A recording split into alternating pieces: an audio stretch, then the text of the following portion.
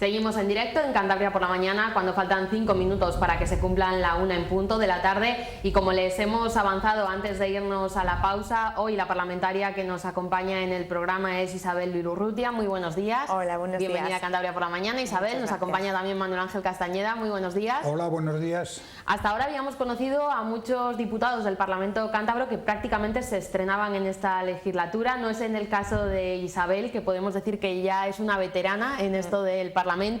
Entraste por primera vez, Isabel, si no recuerdo mal, en el año 99. Eso es. Y pese a que en la anterior legislatura estuviste fuera por tu cargo como directora del ICAS, has pasado por varias legislaturas. No sé si ha cambiado en algo el Parlamento en estos años y más en esta legislatura en la que han entrado nuevos grupos políticos. Bueno, pues sí, se ha cambiado en la forma, ¿no? En la forma de hacer las cosas, porque sí que es verdad que en las anteriores legislaturas yo estuve 4 años apoyando a un gobierno, el gobierno del Partido Popular de José Joaquín Martínez Sieso, y luego estuvimos 8 años en la oposición, en la que solamente había 3 grupos parlamentarios y el único grupo de la oposición era el Partido Popular. Ahora las cosas cambian porque es la primera vez que hay un gobierno sin mayoría absoluta y es la primera vez también que, estando yo, pues hay 5 grupos parlamentarios. No es la primera vez que en el Parlamento de Cantabria hay 5 grupos parlamentarios, porque eso ya existió hasta el año 99,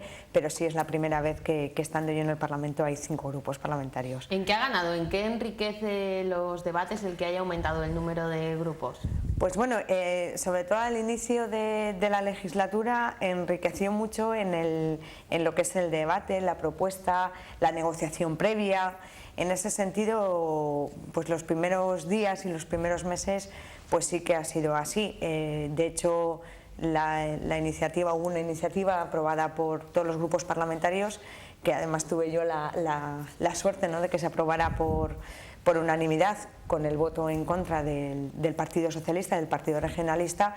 Se aprobó por los 3 grupos que supuestamente estamos en la oposición. Lo que pasa que, bueno, ahí ha entrado en juego ahora el Partido Regionalista, viendo lo que puede pasar, y el grupo parlamentario Podemos, que se supone que está en la oposición, pues se ha convertido un poquitín en el portavoz del gobierno en el Parlamento, a pesar de no estar en el gobierno de hecho, ¿no? Yo siempre digo que están de hecho, pero no están de derecho en el gobierno, y se nota muchísimo en las iniciativas y en todo lo que pasa. Bueno, esta tarde se debate una proposición no de ley que precisamente en su momento defendió Podemos, que también defiende el Partido Popular, que es esa vuelta de Sodercan a la Consejería de Industria. Sí. No sé si a esta hora, porque por lo que nos han comentado otros parlamentarios, al final las reuniones llegan hasta última hora de que empiece ese pleno. No sé si a esta hora saben ya desde el Partido Popular cuál va a ser la postura que van a tomar los 2 grupos que ahora están en el gobierno, tanto Partido Regionalista como Partido Socialista, puesto que Podemos y Ciudadanos prácticamente ya han dicho que lo van a apoyar. Entiendo que no lo van a apoyar. Entiendo que no lo van a apoyar. No sé las negociaciones que ha podido haber durante la mañana, porque sé que ha sido una mañana un poco también revuelta, porque hoy se reunía la ponencia que estudiaban las enmiendas de los diferentes grupos parlamentarios, y bueno, han estado bastante tiempo reunidos. Luego yo ya me he venido a la televisión y realmente no sé lo que ha podido pasar, pero yo entiendo que ni el Partido Regionalista ni el Partido Socialista van a aprobarlo, por lo que vienen diciendo en los medios de comunicación en los últimos días. Sí que es verdad que, a pesar de que el grupo Podemos fue el que la presentó antes que el Partido Popular, quien la anunció antes fue el Partido Popular, esa iniciativa, porque fue en la misma comisión en la que el consejero comparecía para presentar sus presupuestos, el consejero de Industria, donde le dijimos que íbamos a presentar esa iniciativa, y pedimos al resto de grupos que, dada la postura que habían mantenido, que la apoyaran. Luego esas 2 iniciativas se han juntado, van juntas hoy en el debate, y yo entiendo que sea la segunda iniciativa que salga adelante en ese sentido. Bueno, siguiendo con esta situación anómala de Sodercan, que está por ahí perdido en esa especie de gran organigrama del gobierno, al final lo que nos preguntamos los ciudadanos es, bueno, ¿y si se aprueba, eso obliga al gobierno o no? ¿O es hacer fuegos artificiales? Pues a ver, es lo que ha dicho el Partido Regionalista, que me hace mucha gracia que además lo diga antes de que se debata y antes de que se apruebe, ¿no? Las proposiciones no de ley, según el reglamento del Parlamento y según, bueno, pues toda la normativa, lo que se hace es instar al gobierno de Cantabria a hacer determinada cosa. Es verdad, quedan instados y no hacen nada. Claro, lo que pasa es que luego tendrán que aguantar porque eso hay que debatirlo y hay que hacerlo y luego tendrán que seguir aguantando lo que nosotros les digamos. O sea, no puede ser que en un Parlamento, por mucho que un gobierno no tenga mayoría absoluta, no apruebe, o sea, aprobemos una iniciativa y no la lleven adelante. No puede ser que cuando la aprueba el PRC y el PSOE sí la lleven adelante y cuando la aprueban el resto de grupos no. Pero legalmente no están obligados. Legal, no hay una obligación, o sea, el problema de la proposición no de ley es que no es ley. Esa es la diferencia, por eso se llama no de ley. Las proposiciones de ley sí que son ley y de hecho nosotros hemos estado... ¿Instarlo como proposición de ley? Pues el problema que tenemos ahí, que ya lo hemos estado mirando, era a ver si lo podíamos meter como enmienda en los presupuestos. Lo que pasa es que el poder organizativo, no tenemos un marco legal en el que podamos decir Sodercan depende en los presupuestos, Sodercan depende de industria. Otra cosa es que si el gobierno no hace caso, sí podamos presentar una proposición de ley en algún sentido. Es verdad que la ley de régimen jurídico del gobierno dice que el poder organizativo del gobierno corresponde al gobierno, pero una cosa es que la ley diga eso y otra cosa es que la ley diga otra cosa. También la ley puede decir que determinados organismos dependerán, yo no voy a decir que dependan del señor Paco Martín o Francisco Martín. Nosotros lo que queremos decir es que dependan, a mí me da igual quién sea el consejero. Lo que está clarísimo es que Sodercan tiene que depender de quien tiene las competencias en materia de industria y en materia de innovación, porque es a lo que se dedica. Es que no tiene ningún sentido que esté en una consejería que todavía no sabemos muy bien a qué se dedica. La gente la llama la cadena 100 y no me extraña, porque es que la Consejería de Medio Ambiente ya no sabemos cuándo está actuando, si en medio ambiente, si en políticas sociales, entonces es muy difícil encuadrar en esa consejería algo como es el desarrollo industrial de nuestra comunidad autónoma. Y por eso nosotros queremos que vuelva a donde nunca tuvo que salir. Otra cosa es que compartan algún tipo de competencia, pero la dependencia administrativa tiene que estar de donde tiene que estar. Como dice Manuel Ángel, los ciudadanos nos vamos a quedar con cara de sorpresa, ¿no?, cuando se apruebe, como dices, por parte de 3 de los grupos que al final forman esa mayoría, los otros 2 grupos no lo apoyen y el gobierno, por tanto, no lleve adelante ese cambio, puesto que, como comentáis, legislativamente no están obligados. Pero de algún modo la presión social también podría ayudar. Por supuesto. No sé si en este caso que los ciudadanos, al ver que se aprueba en el Parlamento, dijesen, bueno, si el Parlamento lo aprueba, ¿por qué el gobierno no cumple? Eso es. Ya no es solamente la presión política que podamos hacer hoy, ¿no? Es la presión social. ¿Cómo explica un gobierno que el Parlamento, que es el órgano ya no solo de control del gobierno, sino el órgano que impulsa las políticas, cómo va a ir en contra? O sea, es que tendrían que explicarlo y lo tendría que explicar muy bien.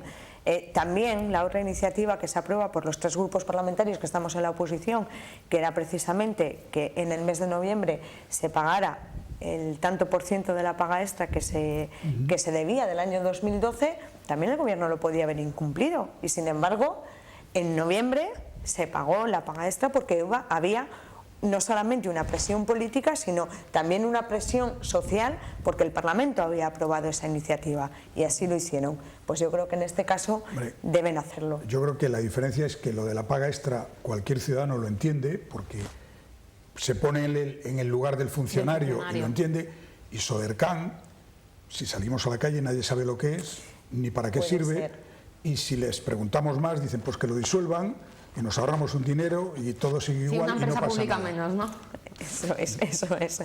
No, sí puede ser, pero bueno, nuestra función está explicar a los ciudadanos lo que es, lo que supone y a dónde va Sodercan, y sobre todo Sodercan tiene una historia y también se les puede explicar a los ciudadanos para qué ha servido esa empresa pública en los años que ha estado creada, que yo creo que es un órgano muy importante. Hay otros totalmente imprescindibles. Yo creo que Sodercan es un órgano que impulsa, ¿no?, el desarrollo económico de esta región y tiene que estar no al capricho del político de turno, que en este caso ha sido la vicepresidenta del gobierno, sino al servicio de los ciudadanos y de nuestra propia región. Hablamos ahora de los presupuestos, son el principal debate de aquí a final de año. El Partido Popular ha planteado 160 enmiendas parciales.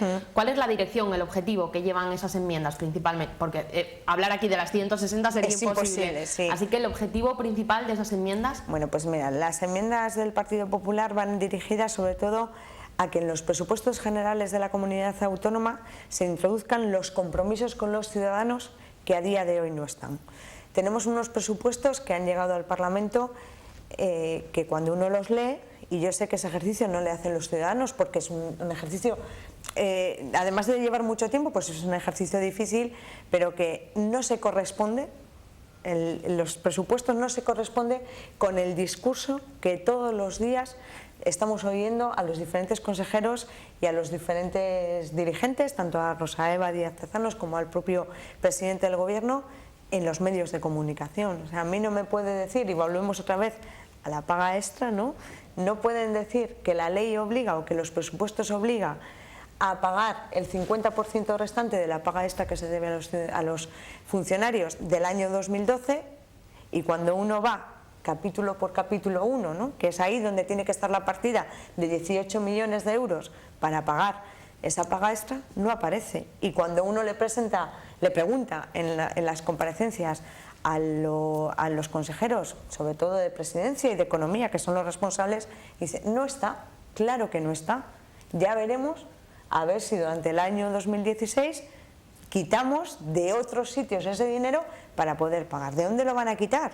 Pues de capítulo 4, de capítulo 6 y de capítulo 7, que son las transferencias para el desarrollo económico de nuestra región. ¿Por qué? Porque de capítulo 2 no lo pueden quitar, porque tienen que seguir pagando la luz, tienen que seguir pagando el agua, tienen que seguir pagando los alquileres, y lo van a quitar precisamente de esas transferencias corrientes a las diferentes entidades y a las diferentes inversiones que le van a dar desarrollo a nuestra comunidad autónoma. Nosotros presentamos una enmienda a la totalidad precisamente por lo ficticio de los presupuestos, porque no se corresponde lo que dicen en los discursos con lo que luego está escrito en números. Y nosotros lo que hemos intentado, dentro de la dificultad que para nosotros supone que las partidas ya están estancas, que ya no podemos desde el Partido Popular llevar dinero, por ejemplo, de una Consejería de Economía a Sanidad, que ya no podemos decir que el presupuesto de dependencia o de servicios sociales sube, porque ya han quedado fijados los créditos. Dentro de esa dificultad que nos aparece, sí que queremos que aparezcan una serie de compromisos que tienen que cumplirse en el año 2016. Bueno, y las elecciones generales están a la vuelta de la esquina. A la vuelta de la esquina, el jueves empezamos ya la campaña electoral. Estamos prácticamente ya a 20 días de las elecciones. Realmente, el Partido Popular, ¿qué resultado espera sacar en Cantabria? En Cantabria, bueno, pues yo creo que tanto el presidente como la secretaria autonómica lo han dicho, también la número 1 nuestro, y yo creo que en Cantabria no tenemos mala posición de cara a las generales, y yo creo que es más difícil volver a la situación del año 2011. A la de 4 imposible. Eso es, a eso me refiero, a la de 4. Yo creo que nuestra meta es sacar... ¿Pero 3 o 2? 3. 3 senadores, 3 diputados. Esa es la meta del Partido Popular. Esa es la meta, y por las encuestas, ¿creéis que también va a ser objetivo cumplido? Pues yo desconozco las encuestas regionalizadas. No conozco ninguna que a día de hoy esté regionalizada. Pero yo sí veo posible, a ver, cuando uno intenta traspolar lo que va a pasar, ¿no?, a nivel nacional a una comunidad autónoma como la nuestra, sí lo veo posible. Dentro de mi dificultad para valorar encuestas también, ¿eh? Cuando estuvo aquí Guillermo del Corral, el diputado socialista, también comentó esa posibilidad de 3-2. Evidentemente ellos barren para casa, 3 para el Partido Socialista, 2 para el Partido Popular. ¿No creéis en ningún momento de ninguno de los dos partidos que, por ejemplo, Ciudadanos, que está obteniendo tan buenos resultados en las encuestas a nivel nacional, se pueda colar y sea un 2-2-1? Pues no lo sé, porque sí que es verdad que lo vimos en las pasadas elecciones, ¿no? En Cantabria se presentó el que hoy es presidente del Gobierno y no le salió bien, no llegó al mínimo. Cantabria es una comunidad autónoma muy pequeña, los cortes para llegar al primer diputado, ahora no recuerdo bien cuál es el número, y hay que llegar, y entonces bueno, pues también está, yo creo que si por ejemplo solamente se presentara Ciudadanos, igual lo tenían más fácil, pero es que tenemos Ciudadanos y tenemos a Podemos también que se presentan. Entonces yo veo más dificultad, ¿no?, en que entren ahí. Yo veo más posible un 3-1-1, un 3-1-1, a que el Partido Popular baje a 2. Eso lo veo más dificultad. ¿Cómo se presenta la campaña aquí en Cantabria? ¿Arranca este jueves? Arranca el jueves, como sí. dices. En este caso, líderes nacionales que vayan a visitar la región, ¿ya hay fechas señaladas? No, de nuestros, o sea, hoy ya estaba Ana Pastor en Cantabria, pero todavía no tenemos, sabemos que van a venir unos cuantos, no puedo decir todavía porque no están fijados quiénes, y bueno, yo que estoy en el comité de campaña ya nos han anunciado, yo estoy en el área de movilización además, cuando a mí me dicen viene alguien, soy la encargada de movilizar para que la gente sepa que viene ese líder nacional, y todavía no nos han fijado quién vendrá. Yo espero que, como en todas las campañas, también pueda venir Mariano Rajoy. Sería lógico que al menos un día siempre suele venir. Viniera para hacer campaña. Pero volviendo un poco a los resultados, es cierto que en las elecciones autonómicas, que son las últimas que ha habido, bueno, el resultado de Ciudadanos y de Podemos ha sido bueno, pero no muy bueno. Pero tras las elecciones catalanas, la subida, no ya en encuestas, sino en votos, de Ciudadanos ha sido espectacular.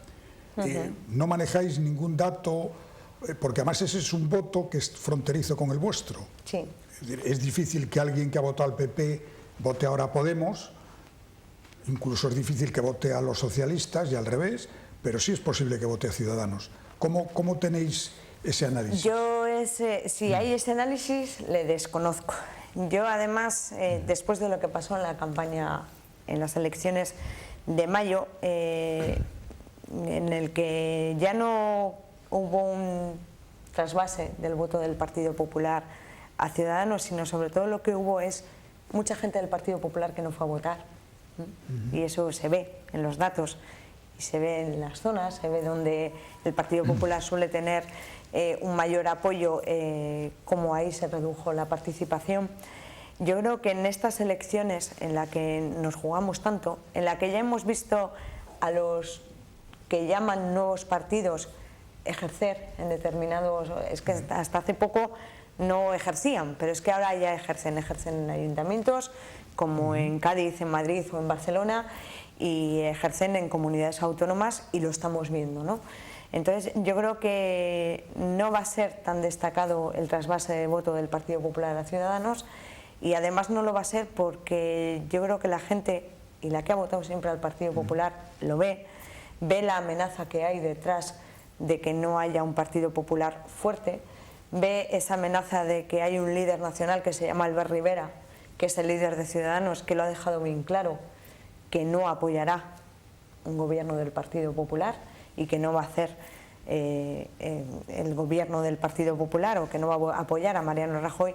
Y yo creo que ahí los ciudadanos, y además yo acabo de estar con una persona que me lo ha dicho, yo voy a ir a lo seguro, y lo seguro hoy es echar el voto a quien va a decidir y a quien puede gobernar, y sobre todo sacarnos de esta situación que en este caso es el Partido Popular. Yo creo que la gente va a pensar eso, y por eso en Cantabria al menos no vamos a tener ese problema. Tampoco creo que sea extrapolable lo que ha pasado en Cataluña, ¿no?, con lo que está pasando a nivel nacional, porque en Cataluña estamos hablando de cosas muchísimo más graves de lo que podemos hablar, y ahí, bueno, pues el mensaje de Ciudadanos junto con el del Partido Popular ha sido clarísimo, ¿no?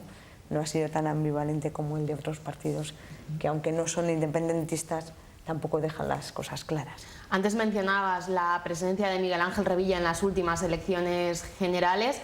Manuel Ángel te ha preguntado por ese trasvase de votos entre Ciudadanos y el Partido Popular, pero los votos que en esas anteriores elecciones generales se llevó el Partido Regionalista, ¿hacia dónde? 100.000 votos. ¿Hacia dónde pueden ir? No, en las generales no se llevó, en las regionales últimas. Pues, a ver, yo creo que se pueden repartir entre el Partido Socialista y el Partido Popular en una gran medida. Lo que pasa que sí es verdad que también van a ir a los otros partidos, no en tanta proporción Pero, perdón, como Isabel, los nuestros. ¿tenéis en el horizonte que Revilla en el último tramo de la campaña haga un llamamiento para que se vote o bien al PSOE o bien al PP o bien a Ciudadanos? No, yo creo que Revilla no lo va a hacer. Revilla no va, yo creo que ya lo ha dicho además, y yo creo que en ese caso sí va a cumplir con su palabra y sí va a ser sincero. A Revilla no le conviene, porque está todo tan sumamente en el aire que a Revilla no le conviene, por un lado, porque tiene un pacto de gobierno con el Partido Socialista, no le conviene decir que es bueno que siga Mariano Rajoy, si no, ya vemos lo que pasó el día 2 de noviembre, que pues hombre, le cayó bien Rajoy, porque es verdad, Rajoy en persona, igual que como presidente del gobierno, pero es una persona maravillosa, muy buena y además transmite mucha cercanía, y fue muy sincero cuando salió y dijo lo que pensaba, y le cayó una bronca de sus socios de gobierno que tuvo que convocar.